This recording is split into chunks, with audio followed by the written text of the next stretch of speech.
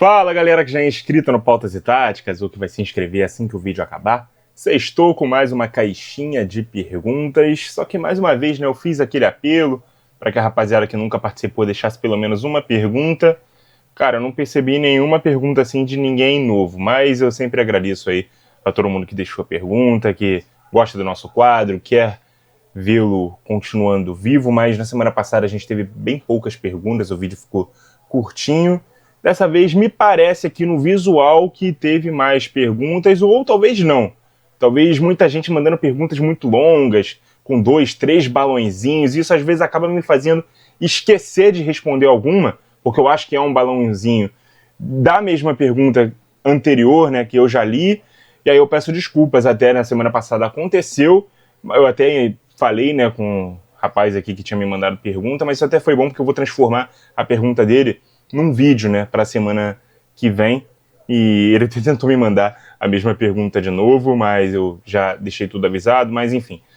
Então, 2 pedidos aí para vocês, né, para quem ainda não participou, que participe, e para quem está acostumado a participar, mas está acostumado a mandar essas perguntas muito longas, que seja um pouco mais sucinto aí nos enunciados, para que eu acabe não deixando de responder a pergunta de alguém, beleza? Para quem ainda não sabe, siga lá o Instagram, @pautas e táticas, fica atento aos stories, quando eu deixar a caixinha, vocês façam até 3 perguntas por pessoa, né? Pode fazer uma, pode fazer 2, no máximo 3, beleza? E aí no dia seguinte eu venho aqui e respondo para vocês nessa nossa resenha, beleza? Vamos começar então aqui com as perguntas do João Destro 77. Hoje em dia é mais difícil driblar vários em sequência por conta da marcação compactada e zonal? Com certeza, João. Acho que as pessoas muitas vezes falam sobre a falta, né, que um bom driblador faz, jogadores que arrancam, passam por 2, 3, né, do mesmo time, mas é inegável que tem muito menos espaço hoje em dia para se jogar, e os tipos de marcações onde não vai um por vez dar bote no portador da bola, fazer aquela marcação mais individualizada, e sim cada um tomando conta do seu próprio espaço, dificultou muito esses espaços aí acontecerem para que o jogador com a virtude do drible possa ter esse espaço para poder atacar. Muitas vezes o que a gente vê é um time que está com a posse de bola, né, compacto no campo de ataque, perder a bola, tomar contra-ataque, aí esse espaço surge nas costas da defesa. Mas com a defesa postada e um por um dando bote, eu acho que realmente ficou mais raro. E com isso os dribladores eles têm menos espaço, e eles precisam que esse espaço seja gerado para eles poderem driblar. Hoje em dia os dribladores são muito mais jogadores de beirada, né, os pontas. Até por isso eles voltaram à moda, né, de uns 10 anos para cá, para dizer o mínimo. Talvez até um pouquinho mais. Mas, assim, sempre jogadores que ficam ali na amplitude, né, para poder pegar os jogadores ali que os marcam, normalmente os laterais, no mano a mano, e aí eles conseguirem gerar esse espaço com o talento individual deles. Mas normalmente, como antes, como era nos anos 90, anos 2000, anos 80 também, com certeza vai ser mais difícil de ver, beleza? Inclusive a segunda pergunta aqui do João tem muito a ver com isso que a gente está falando. O futebol dos anos 50, 60, 70 eram mais pobres taticamente, iguais alguns dizem? Cara, é que você voltou muito no tempo, então a resposta é muito óbvia de que era. Mas se você voltar até uns 10 anos atrás, também era, porque o futebol continua evoluindo, né? Então já é muito diferente a bola que se jogava em 2015 para que se joga em 2025. Então o jogo vai evoluindo, vai andando para frente, novas tendências vão surgindo, né? Novas modas dentro do futebol também, novas plataformas vão virando, né, as mais usadas, novas variações táticas também vão acontecendo, e isso vai fazendo com que o jogo sempre evolua. Então imagina a gente falar dos anos 50, 60, 70, voltar 40 anos, 30 anos no tempo. É claro que o jogo fica realmente mais... ou melhor, fica menos evoluído, né? Vamos para a terceira aqui, do João. Dá para dizer que o FUT de 94 a 2008 foi a era que mais equalizou técnica, tática e físico? Cara, essa é uma boa pergunta. Talvez equalizou não seja a palavra mais certa, né? Porque ela significa meio que ficar tudo igual, né? Mas eu acho que ainda nessa época a parte técnica ela se sobrepusia, né, às outras os outros aspectos aqui do jogo, mas por conta de ser uma época mais próxima da nossa, a gente já viu o começo ali da tática e da parte física, né, ficando cada vez mais importante. Eu não sei se nesse recorte específico que você falou aqui, 94 a 2008, eu acho que é um recorte muito específico. Eu gosto de falar de décadas, né, anos 90, anos 2000, certamente aqui a parte física, a parte tática, ela se tornou mais importante do que era nas décadas anteriores. Mas ainda assim a parte técnica era mais importante.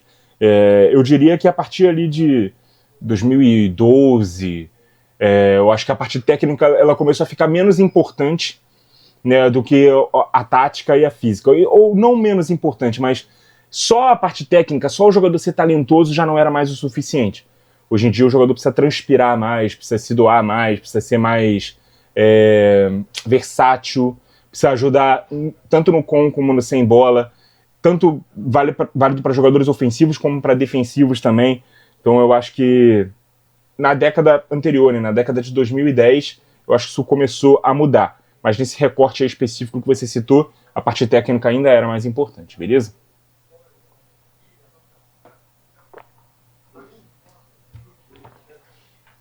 Obrigado, João. André, acha que o Gyökeres poderia ter escolhido melhor o novo clube por conta das características? Cara, eu acho que foi um casamento perfeito. Talvez não tenha dado match, um encaixe imediato, né, agora. Inclusive, ele chegou a marcar 2 gols aí agora contra o Atlético de Madrid nessa semana. Mas vinha sendo muito cobrado, né, para os gols acontecerem e tal. Mas, cara, era um time precisando de um centroavante. E um centroavante que estava claramente numa liga, né, com menos potencial do que a temporada dele mostrou. Ou as 2 últimas temporadas dele, né? Que estavam mostrando um Gyökeres, né, maior do que o ambiente que ele estava, do que a liga que ele estava disputando, o clube que ele estava defendendo. Então ele ter ido para uma Premier League, para um clube que estava precisando, né, de um jogador com as características dele, eu acho que foi o match perfeito e eu acho que tem tudo aí para vingar. Então, não sei se tinha um outro clube assim, emergencialmente precisando de um centroavante com as virtudes dele, mas eu acho que o Arsenal foi o primeiro clube assim que a gente instalou para que, pô, cara, tem um grande centroavante aí no mercado e tem um clube precisando de um centroavante, então acho que foi o casamento aí ideal, beleza? A segunda aqui do André. Haaland é gênio? Cara, depende do que você considera gênio. Eu já falei aqui que eu não gosto muito dessas nomenclaturas, né, que meio que são que tornam a palavra craque um pouco banal, sabe? Para mim o superlativo do elogio, do adjetivo para um jogador é o craque, tá? Quando você começa a falar gênio, lenda, deuses do futebol, você acaba criando uma licença poética para chamar qualquer um de craque. Qualquer jogador que tenha uma habilidade, um trato com a bola, um refino, sabe, uma parte lúdica, uma parte esteticamente mais bonita, de craque. E eu uso muito com muita parcimônia, sabe? Com muito cuidado a palavra craque. Eu não falo para qualquer jogador. Então eu não uso a palavra gênio para qualquer jogador também. Então, dentro do meu conceito, o Haaland não é gênio. O Haaland é um grande artilheiro, com uma característica muito específica, né, de passadas largas, de ataque aos espaços, né, e que, cara, faz gols como poucos. É um dos grandes atacantes, um dos grandes finalizadores aí, né, do futebol mundial nos últimos anos, ainda é muito jovem, tem um teto para crescimento e para recordes, números, estatísticas muito grande, mas dentro do meu conceito do que eu chamo, né, de craque e mais ainda de gênio, o Haaland não é gênio, na minha opinião, beleza? Mais uma aqui do André. Quando você acha que novos clubes vão suceder Flamengo e Palmeiras como as forças? Cara, Flamengo e Palmeiras, eles têm um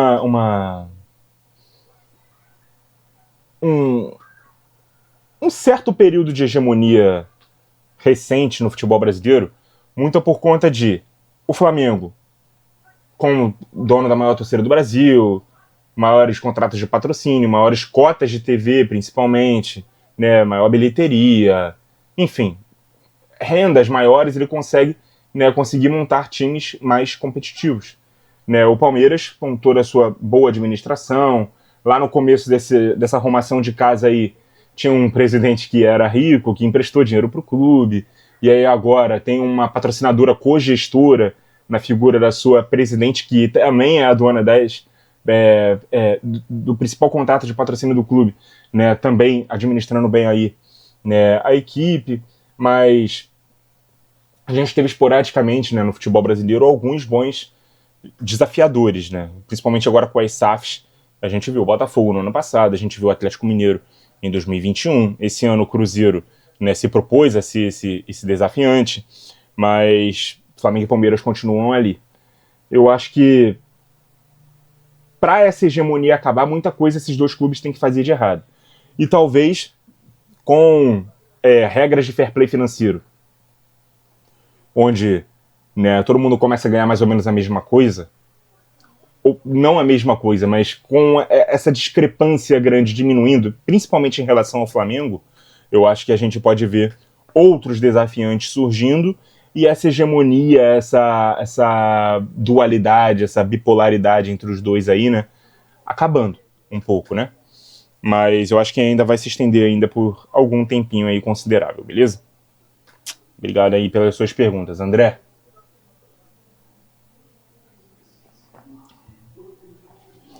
Francisco Teixeira. O que leva ao pouco rendimento das equipes portuguesas nas competições europeias? Sou super seu fã. Obrigado, Francisco. Cara, os times portugueses, eles têm menos investimento, né, do que os times grandes da Espanha, né, os times da Premier League, naturalmente, né, o PSG, que é um ricaço, o Bayern, que tem um faturamento também muito alto, né. Os clubes da Itália, eles não são tão ricos como esses que eu citei, mas certamente tem uma arrecadação maior do que os grandes de Portugal, principalmente, e até por ter essa distância também, eles não conseguem brigar de uma forma tão ferrenha, né, com as outras equipes, por mais que a gente tenha uma Inter de Milão chegando a 2 finais em 3 anos de Champions League, uma Juventus que recentemente também conseguiu chegar a algumas finais de Champions, né, mas ainda não foi suficiente para um time italiano voltar a conquistar, né, um título europeu ou ser sempre figurinha carimbada ali, como era, por exemplo, nos anos 2000, em semifinal, final, enfim, todo ano.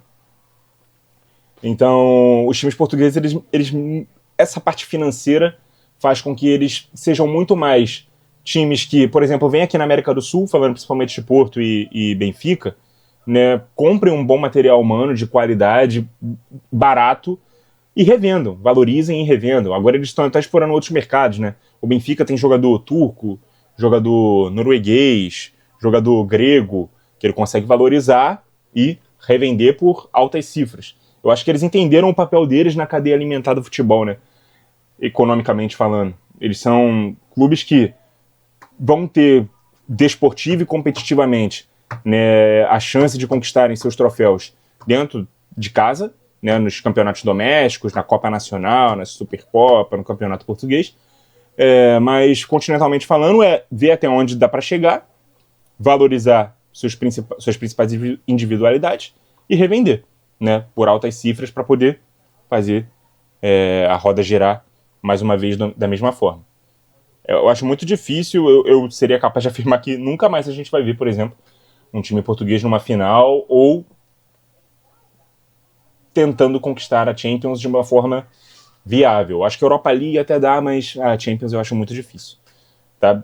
Principalmente agora, né, que tem aí a hierarquia, né, nessa fase de liga e tal, a gente está vendo como o Benfica está penando, por exemplo, nessas primeiras rodadas, enfim. Valeu, Francisco. Araújo Juliano 12.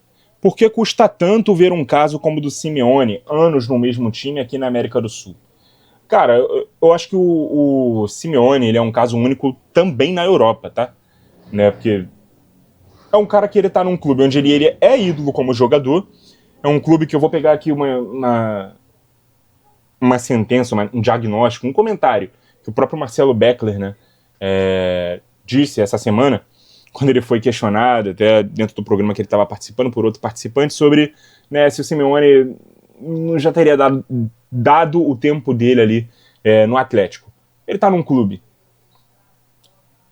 que antes dele assumir era um clube de meio de tabela para baixo, né, no futebol espanhol. Ele conseguiu consolidar esse clube como a terceira força do futebol espanhol. Ele conseguiu ganhar todos os títulos, né, tirando a Champions, onde ele chegou a 2 finais e perdeu as 2, mas, porra, todos os títulos possíveis, né, ao longo desses anos que ele conseguiu, que ele tá à frente do clube. E o que é cobrado dele é que ele esteja sempre na Champions e consiga pelo menos oitavas de final ano sim, ano também. E isso ele continua entregando. Então ele está bem estável dentro do cargo.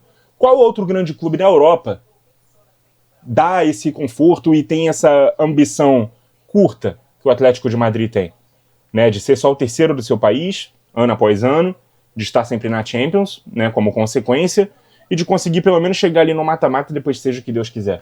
Eu acho que vários clubes grandes vão ter a ambição de chegar mais longe, de ser campeão. E o Atlético de Madrid, por mais que ele saiba que é possível, porque o investimento aumenta a cada ano, ele sabe que tem 2 tubarões, né, dentro de casa que são praticamente impossíveis de competir financeiramente. E fora da Espanha tem outros tubarões, né, que têm mais dinheiro, têm mais capacidade financeira, mais poder de atração do que o próprio Atlético. O Atlético sempre vai ser o primo pobre, por mais que de pobre não tenha nada, dentro do futebol espanhol. Né? Se alguém quiser ir para Madrid e tiver a chance de escolher entre Atlético e Real, vai escolher o Real. Barcelona ou Atlético dentro da Espanha, vai escolher o Barcelona. Então é difícil, cara, o Atlético ter essa ambição de conseguir galgar passos maiores do que tem. E o Simeone, ele tá muito confortável ali. A cada renovação, ele vai ganhando um aumento salarial. Isso vai fazendo com que ele seja o técnico, ou pelo menos foi, né, durante muito tempo, o técnico mais bem pago do mundo. E, cara, nenhum outro time vai oferecer para o seu técnico que o Atlético oferece, né, para o Simeone, para ele poder ter essa estabilidade. A gente viu isso com o Ferguson no United, mas com ambição maior e conseguindo mais taças. A gente viu o Arsène Wenger no Arsenal também durante muito tempo. Eu acho que o Simeone caminha para isso, o Guardiola caminharia para isso, né, no City também, se ele quisesse, mas a gente está mais perto do fim do que do início da trajetória do Guardiola no City. Acho que isso está bem claro para todo mundo. O Klopp conseguiria isso no Liverpool, caso ele quisesse também. Mas, enfim, eu acho que até na própria Europa é difícil a gente ver outro caso como o do Simeone. Na América do Sul, então, nem se fala, beleza? Mais uma aqui do Juliano. Zico, se tivesse ganhado uma Copa, estaria no top 5 de melhores da história? Pô, eu acho difícil, cara. Eu coloco ele no top 10 e eu sei que são poucas as pessoas que colocam ele no top 10. Talvez os flamenguistas mais fanáticos, pela idolatria, por ser o seu principal nome e tal, o coloquem também. E talvez até no top 5, mas eu acho que não, cara. Eu acho que não estaria, não. Eu acho que não é a Copa do Mundo que faz falta pro Zico ter esse reconhecimento individual. Eu acho que o que faz falta é o Zico ter feito uma carreira vitoriosa, consolidada no futebol europeu, num clube grande. Né? Praticamente, ele fez a carreira dele toda no Flamengo. E na seleção brasileira ele não foi tão vencedor assim. Né? Se a gente voltar mais no tempo, a gente vai ver outros jogadores que estejam nesse top 5, como Pelé, por exemplo, que também não jogou na Europa, mas é o Pelé, né? E tem 3 Copas do Mundo no currículo. Então a seleção realmente o colocou num patamar, né, até mais alto. O Zico não foi tão vitorioso assim na seleção, e a nível de clube ele não conseguiu mostrar num outro clube grande o que ele mostrou pelo Flamengo. Ele jogou na Udinese, ele jogou no futebol japonês, né, mas ele não jogou, por exemplo, né, num Barcelona, como o Maradona, quando saiu aqui da América do Sul no tempo dele foi, né, não jogou em um outro clube maior, no futebol inglês, ou num grande do futebol italiano, ele foi para um time menor, né, na Itália, enfim. Então, talvez isso tenha faltado ao Zico para ele ter mais reconhecimento. Mas, cara, para mim, ele tá ali no top 10 dos grandes jogadores da história, assim. Beleza? Mais uma aqui do Juliano. O Inter ainda corre risco de ser rebaixado? Cara, pela pontuação, sim, cara. Pelo desempenho também, trocou de técnico recentemente. Não acho que vai acontecer, eu acho que tá bem consolidado ali Sport, Fortaleza e Juventude para cair, e essa quarta vaga deve ficar ali cabeça a cabeça entre Vitória e Santos.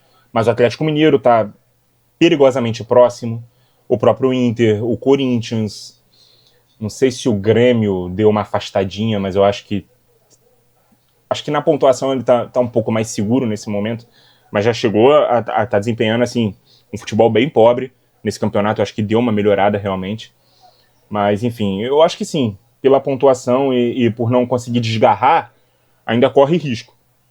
A gente vê que os clubes aí que conseguiram uma boa sequência de vitórias se afastaram da zona e hoje já olham para outros objetivos que não preocupados com o rebaixamento, beleza? Eu acho que enquanto não conseguir ali o número mágico, né, 42, 43, 45 pontos, 45 eu acho até que vai ser muito esse ano, acho que a nota de corte vai ser bem baixa, ainda corre risco. Enquanto não for matemática a salvação, acho que ainda corre risco, tem que se preocupar sim. Não tem que aspirar a outros objetivos, não. Tem que vencer os jogos para poder fazer a pontuação mínima necessária aí para escapar do descenso, beleza?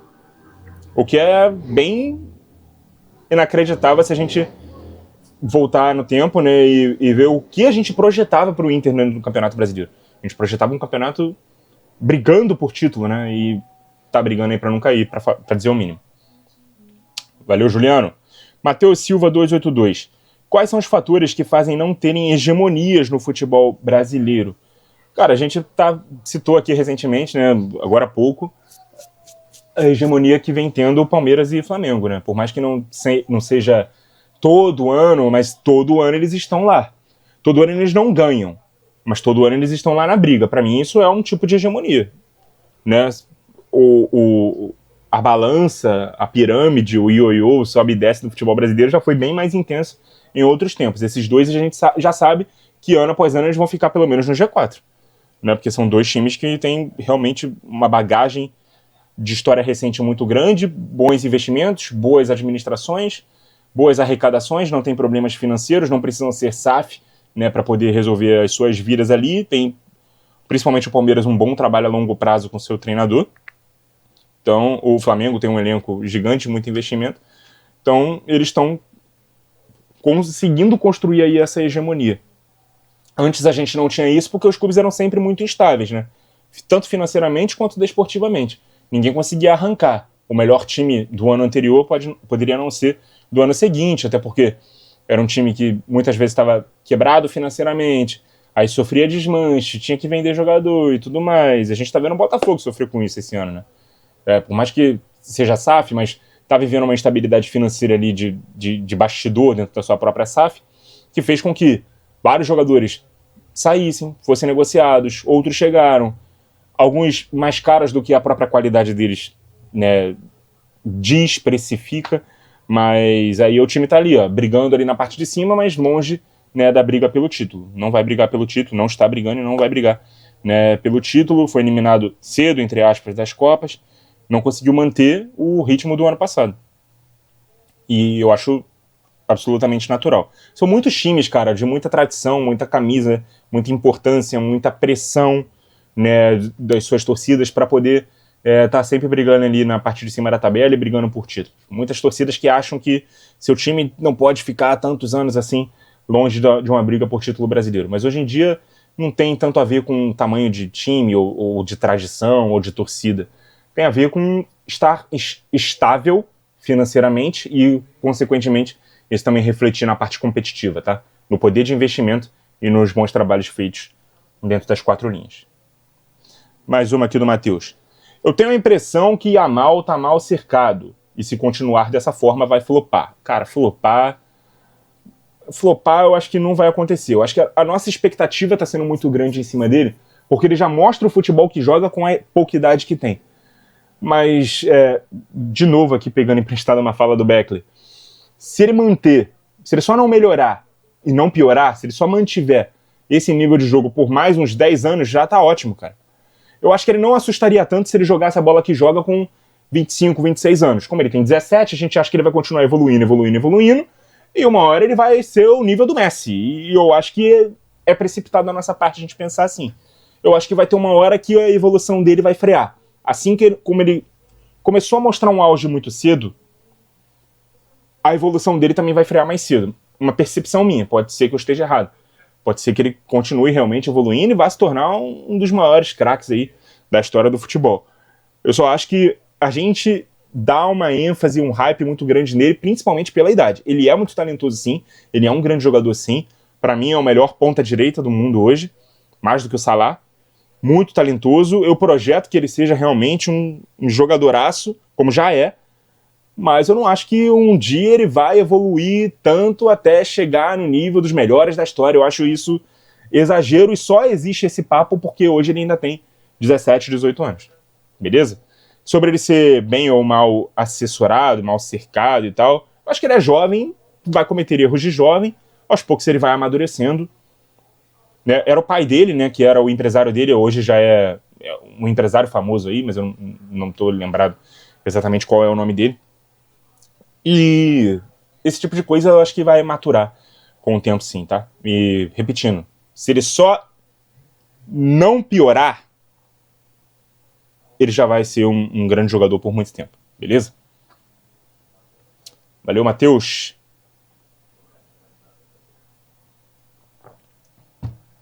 Topzera 1910. Seu top 5 de times mais fortes e melhores em La Liga, depois do Atlético de Madrid. Cara, se você for me perguntar de um recorte de temporada, eu não vou saber te dizer, não. Tá? Agora, se você for me perguntar tamanho de clube e tal, o Atlético de Madrid já há algum tempo é a terceira força da Espanha. Há algum tempo o Valência foi essa terceira força, hoje ele está um pouco mais abaixo. O Sevilha já foi essa terceira força, hoje ele está um pouco mais abaixo. O Atlético Bilbao também já foi, né? E outros, né? Como o Betis, o Villarreal, o La Coruña, a Real Sociedad, também são clubes de muita tradição. Você pediu 5, mas eu já citei até mais de 5 aí. E aí vai depender muito de momento, de ano para ano, quais deles vão estar maiores. Mas esses são os times mais tradicionais aí da Espanha. Descendo o degrau aqui do Atlético de Madrid, que eu imagino que seja a terceira força, à frente só Real e Barça. Beleza? Mais uma do Topzera. O que você mudaria nas contratações de jogadores em clubes em questão de salários? Deveria ser por desempenho ou quando um jogador saísse não precisaria pagar pelos meses que não atuou? Cara, é um bom debate isso aqui, né? Às vezes quando o jogador tá lesionado, não joga e tal, alguns deles falam que não precisa pagar o salário porque não tô ajudando em campo, mas é importante também, né? Porque o cara tá impedido de trabalhar e não machucou porque quis. Então ele continua recebendo e talvez possa acontecer...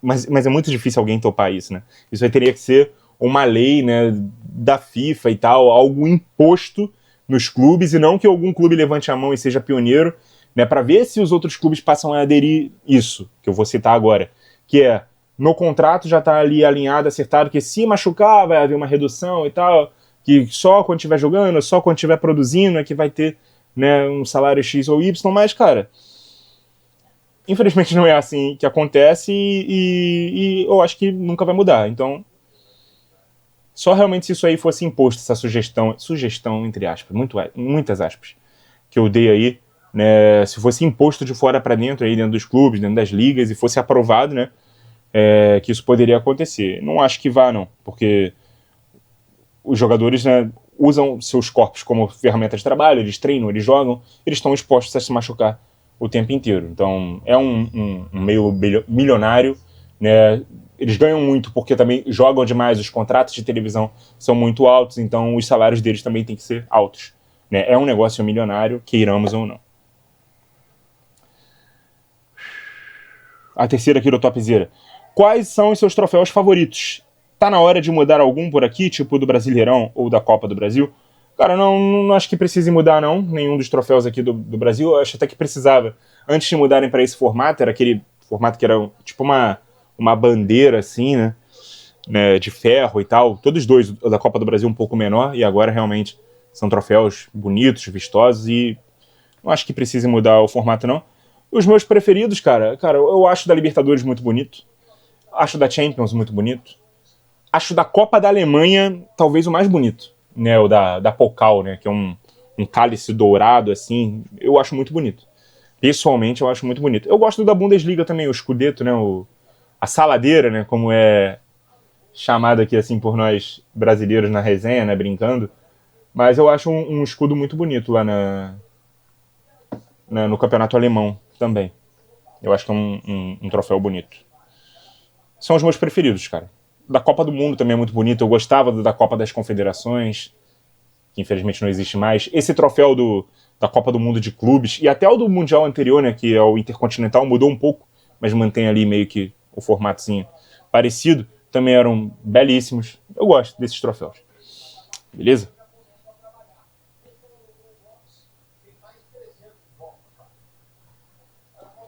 Obrigado, Topzera. Paulo Robb.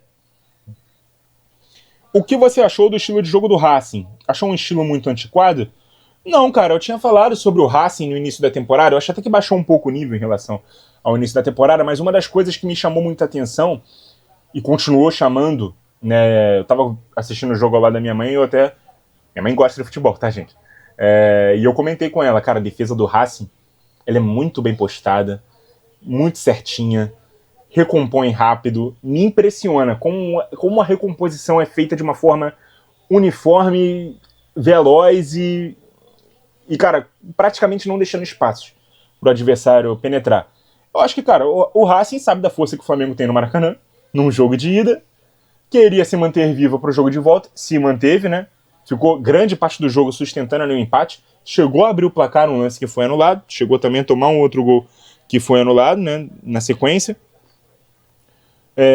Mas perdeu só de 1-0, tem total condição ali de se classificar no próximo jogo, né, dentro de casa, mas, cara, jogando no Maracanã contra um time mais forte que o seu, que tem mais investimento que o seu, jogar por uma bola, jogar se defendendo da forma que você se defende tão bem como o Racing se defende, e no contra-ataque, explorando também a bola longa, né, o seu centroavante, eu não acho antiquado, eu acho estratégico.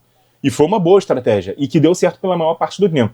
E a partir do momento que o time perde por 1-0 só e leva a decisão pra dentro de casa, eu acho que tá muito vivo o Racing sim, tá? Não achei nada antiquado, beleza?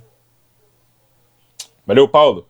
Felipe Gabriel, o que aconteceu com o Palmeiras? Cara, eu vi alguns debates hoje, né, ao longo do dia, né, sobre essa derrota aí do Palmeiras. Alguns dizendo que é um time que amassa os adversários que são mais fracos e tem muitas dificuldades contra adversários que são mais fortes.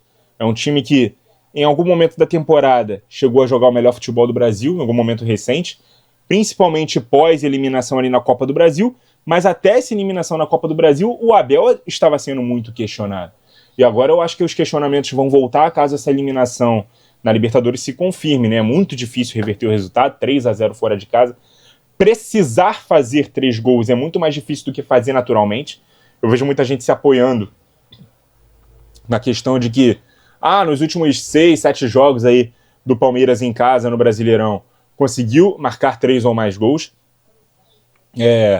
mas sem precisar fazer os 3 ou mais gols, sem um adversário que sabe que tem uma vantagem de 3-0 para administrar, né? E um adversário que também tem muita qualidade. Não à toa eliminou outros 2 times brasileiros que são melhores que ele, mas ainda assim ele conseguiu vencer sem tomar gol em casa, tomando só um gol no mata-mata na competição. Foi no jogo de ida das oitavas contra o Botafogo com segundos de jogo. Tá? Foi o único gol que a LDU tomou nesse mata-mata. Então a missão do Palmeiras é duríssima. Foi um jogo bem ruim, uma atuação bem ruim do time do Palmeiras. Eu acho que o Palmeiras foi mal escalado, né? A decisão pelo Kelvin e pelo Rafael Veiga compondo aquele lado direito. A decisão de trocar o Aníbal Moreno pelo Emiliano Martins, sendo que você já não tinha o Evangelista, sendo que você já tinha o Andreas Pereira tendo que jogar um pouco mais recuado. Eu acho que expôs tanto o meio-campo, né, à frente da área, como o lado direito. Você já não tinha o Everton, que nem tá na melhor das suas fases, mas é o Everton. É, para mim, ainda o melhor goleiro do futebol brasileiro. Não em fase, mas por ser, não por estar.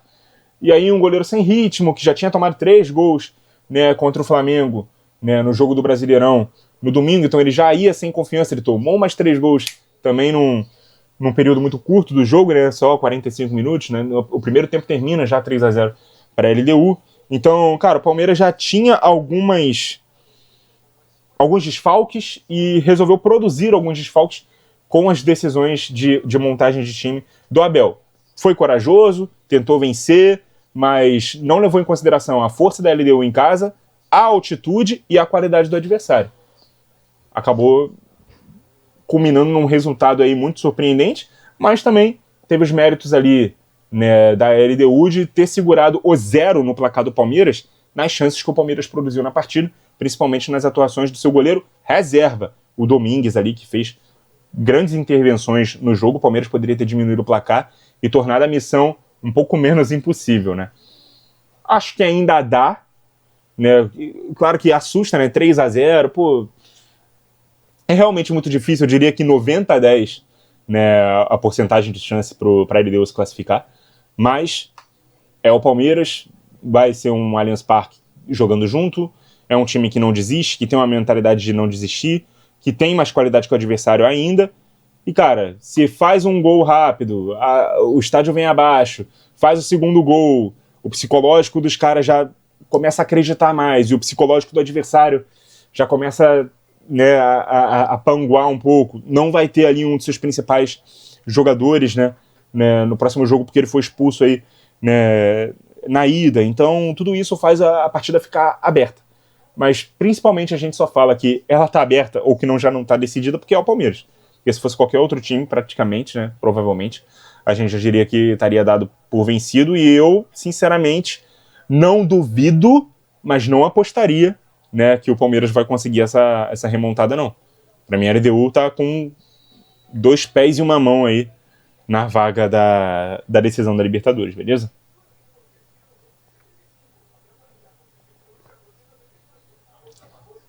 A segunda aqui do Felipe. Pra quem quer ser técnico, ter noção de outros esportes pode ajudar? Pode, Felipe. A gente viu ali algumas estratégias sendo importadas de outros esportes para dentro do futebol, né? A linha de 5 defensiva, por exemplo, veio do handball. As triangulações veio do basquete. Então, vários esportes coletivos já serviram de inspiração para outros técnicos para poder montarem as suas estratégias dentro do futebol. Ter essa noção, com certeza, ajuda. Mais uma do Felipe. Sou apaixonado por tática, tanto no futebol, futsal e vôlei. Quase sempre no interclasse ou algo assim, sou responsável por montar o time e como vamos jogar. No futsal, sou o rei das estratégias defensivas. Isso é bom para um analista e um futuro técnico? Bom, é você que está dizendo, né? Que você é o rei, é o tal, é o cara. Eu acredito, tá? Não tô duvidando.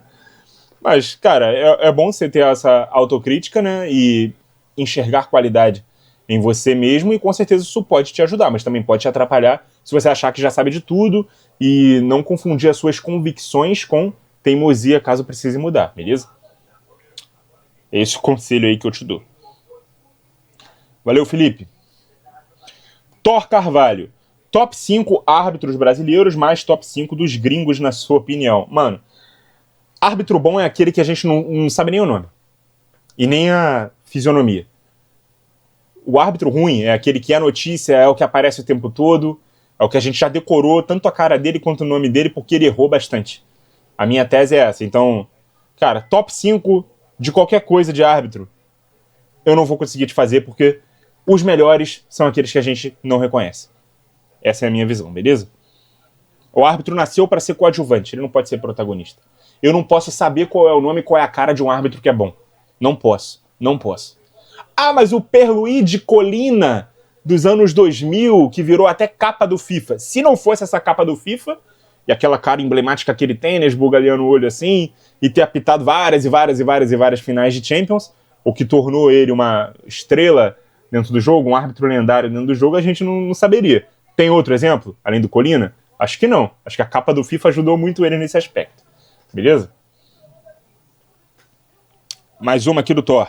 Me explica como funciona na prática essas setas da planilha tática. Você fala, né, das setinhas que a gente vê na prancheta, que eu coloco, por exemplo, nas capas dos vídeos de análise rápida, análise retrô. Representa a movimentação dos jogadores, né, cara? As funções que eles fazem. Por exemplo, uma setinha para frente num lateral significa que ele apoia bastante um ataque. Uma setinha para a diagonal do mesmo lateral é que ele apoia bastante por dentro. Uma setinha para trás que ele fica um pouco mais na defesa. E por aí vai. E é intuitivo, né? Você vê. A setinha significa para onde o jogador costuma se movimentar. Ali é um pôster, uma propaganda, né, do vídeo. Quando você clica no vídeo e abre, você consegue entender melhor porque que eu coloquei aquelas setinhas naqueles jogadores, beleza? Tem mais uma do Thor aqui mais para frente, mas eu vou na ordem aqui que foi lançada, tá? Agora são as perguntas do Lucas Emanuel. O Vasco tá numa boa fase. Libertadores é realidade? A briga por Libertadores, sim. Né? Principalmente se estender aí essas vagas para mais clubes. A gente tem o próprio Flamengo e Palmeiras podendo ser campeão de Libertadores. Fatalmente eles vão estar dentro de G4, G6 e vão aumentar esse número de vagas, caso realmente consigam o título aí da competição continental. Cruzeiro, vivo na Copa do Brasil, deve se manter aí também entre os 6 primeiros. Se ele ganhar a Copa do Brasil, também vai fazer com que, depois que o campeonato acabar, né, alguma vaga aí também se amplie. Eu acho que o Vasco ele tá mais vivo na briga por 5º, 6º lugar do que os 4 primeiros, tá? Mas tá vivo. Principalmente pela ótima fase que vem vivendo. 5 vitórias nos últimos 6 jogos. Não é para qualquer um. Mais uma aqui do Lucas. O que fazer para o Campeonato Brasileiro crescer mais, já que tem investimento? Pô, mano, se eu soubesse o que fazer, seria excelente. Mas eu acho que passa muito por criar uma liga, cara. Mas infelizmente eu não vejo como os clubes criarem ligas com a mentalidade que eles têm hoje. Cada um pensando só no seu, em tirar vantagem uns dos outros, né, em quem vai comer o maior pedaço do bolo, né, da arrecadação financeira que os times têm. Eu não vejo maturidade nos clubes para poder criar uma liga que pense no bem comum e tudo mais. Mas com certeza passaria pela criação de uma liga e não é só criar a liga, tá?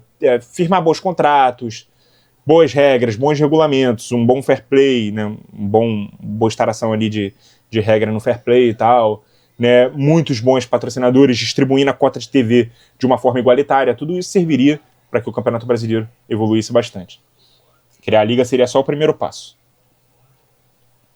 A terceira aqui do Lucas. Melhor jogo de Libertadores que você viu, seja na TV ou no estádio? Cara, eu vi essa tua pergunta, Lucas, eu fiquei pensando. Principalmente em jogos assim que foram jogaços e tal. E, cara, nenhum me chamou tanta atenção assim, principalmente de outros clubes que não sejam o meu. Não que o meu tenha tido jogaços, mas eu posso falar jogos que foram mais emblemáticos.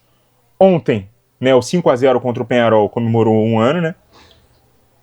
Então, é um jogo para sempre ali da vida do botafoguense. A própria final da Libertadores foi o melhor dia da minha vida, então, obviamente, eu nunca vou esquecer do 30 de novembro, que virou até música. E, cara, eu posso te dizer, nenhum desses 2 jogos eu tava no estádio, tá? Infelizmente. Um jogo que eu tava no estádio foi na Libertadores de 2017, vitória contra o Atlético Nacional, na fase de grupos, que decretou a nossa classificação para as oitavas de final com uma rodada de antecedência. Gol do Rodrigo Pimpão, o Atlético Nacional era o atual campeão, e o Flamengo tinha sido eliminado no dia anterior. Então foi uma festa dupla, né, comemorando a nossa classificação e a eliminação do nosso rival, né, no estádio. A gente ficou até altas horas, já contei essa história aqui, né, na caixinha, inclusive. Ficamos comemorando durante muito tempo ali no estádio. Eu cheguei em casa à tarde, eu tinha aula no dia seguinte na faculdade, mas quando eu acordei eu vi ali um e-mail da coordenadora dizendo que não ia ter aula e eu voltei a dormir aliviado, e esse jogo também foi marcante para mim, beleza? Teve um jogo também que foi o meu primeiro jogo de Libertadores. Eu fui assistir com meu pai, cara. Foi um dos raros jogos que eu fui assistir com meu pai no estádio, que foi contra o Deportivo Quito, na primeira fase da Libertadores, tá? Antes da fase de grupos. O Botafogo tinha perdido no Equador por 1-0, venceu por 4-0 no Maracanã. O Botafogo mandava o jogo no Maracanã. Foi em 2014 esse jogo. 3 gols de Walisson. Foi um jogo marcante pra mim por ter sido o meu primeiro jogo de Libertadores no estádio também, beleza? Valeu, Lucas. E agora aqui, a última pergunta do Thor, né? Deixa eu ler aqui com calma. Vejo muita gente criticar um treinador por não fazer substituição quando o time tá perdendo. Você não acha isso meio robótico? Não é possível ajeitar o time também com orientações táticas, sem necessariamente ter que trocar jogadores? Cara, depende. Às vezes o time tá mal porque foi mal escalado, o técnico percebe o erro, e aí ele tem que mudar a peça em si. Mudar sem mexer as peças. Acho que depende das características das peças, né? Se as peças forem versáteis o bastante para poderem mudar a plataforma ou fazerem funções diferentes das que vinham fazendo, né? Para atender as necessidades do time no jogo é válido, mas fazer só por fazer e fazer uma experiência ali na hora do jogo, sem nunca ter sido testado, nunca ter sido treinado, é até irresponsável da parte do treinador. Não é questão de ser robótico ou não, é questão de fazer sentido ou não. E aí depende muito, né, das peças, do time, das necessidades do time, né, pra gente ver se realmente faria sentido e se vale a pena. Então, temos que ver aí essa especificidade aí para saber realmente se é válido fazer esse tipo de troca ou não, beleza? Deixa eu atualizar aqui para ver se tem mais, porque aparentemente acabou. Não, essa foi a última pergunta, então agradecendo mais uma vez aí a todo mundo que participou da nossa caixinha da semana. Ó, 45 minutos, já estamos nos acréscimos, mas o Juizão vai dar um acréscimo bem curtinho hoje, só o tempo aqui de eu agradecer vocês por terem mandado pergunta, convidar vocês a participarem na próxima semana, se bem que sempre que eu convido vocês não participam, né? Então deixa essa parte para lá, né? Porque dessa vez eu convidei, né? Quem nunca participou, quiser mandar uma perguntinha. Não teve uma pergunta inédita, né? De gente que nunca participou. Pelo menos eu identifiquei aqui, se não me falhou a memória, os nomes de todos vocês aí que mandaram pergunta são sempre os mesmos, não teve nenhuma novidade dessa vez, então não vou convidar para uma próxima vez, mas se você se sentir interessado, segue lá no Instagram, @pautas e táticas, e aí compartilha também o vídeo, né, para todo mundo que gosta de futebol. Compartilhe outros vídeos que você gostou aqui do canal. Se inscreve se você não for inscrito. Deixa seu like, seu hype, né, para ajudar o vídeo a chegar para mais gente. Também deixa seu feedback aqui nos comentários. Gente, estou precisando muito de sugestões de temas para próximos vídeos, tá? O bloqueio criativo tá chegando. Estou pensando até em diminuir a frequência de vídeos do canal. Mas eu preciso criar, né, conteúdo para poder ter visualização, para poder gerar dinheiro, que essa bodega aqui é também o meu trabalho, né? Daqui que eu tiro a minha renda. Então eu preciso, cara, manter aí os 5 vídeos por semana, e eu preciso de temas pertinentes aí pra gente poder debater e analisar ao longo da semana também. Então, tô aceitando aí sugestões nos comentários, beleza? Muito obrigado a vocês que acompanharam o vídeo até o final. Continuem ligados no nosso canal. E até a próxima. Beba com moderação.